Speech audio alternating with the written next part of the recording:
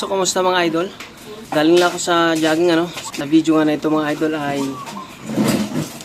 bibigyan ko kayo ng exercise para sa paa, para pagaanin yung pagsipa ng inyong mga paa. Magandang railings to para mapagaan yung pagsipa natin.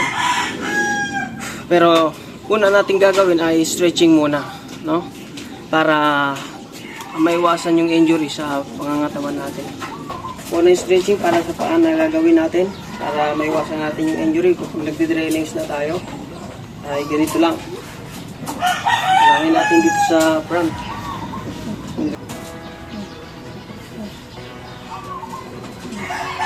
I-pump nyo mga idol para mas maganda. And then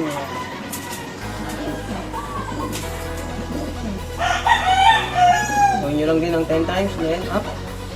Diba?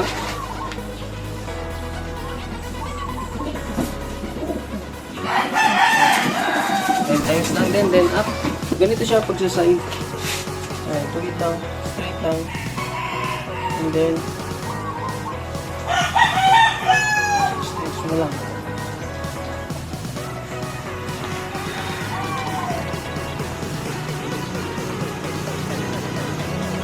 Okay, gawin nyo lang ng 10 times din, pabalik-balik. Dito na tayo sa drillings na kung saan ay ma-feel nyo sa paa nyo na medyo mahirap or medyo kung beginner kayo ay mahirapan kayo, pero kapag nagawa nyo naman ng ilang ulit na, okay na yun, masasanin na yung mga paa nyo. Diretso na tayo sa drillings natin.